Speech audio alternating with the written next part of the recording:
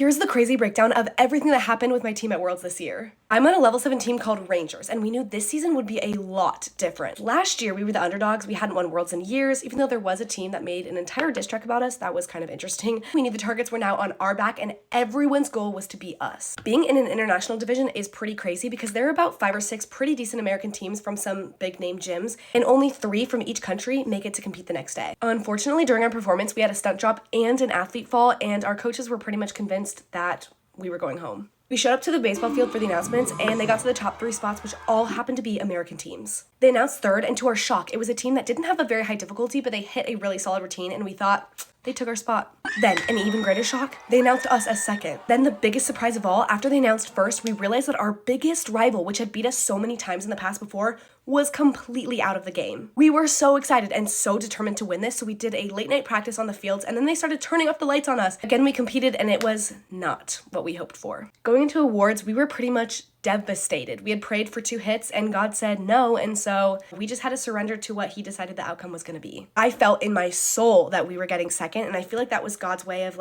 helping me be content despite my circumstances.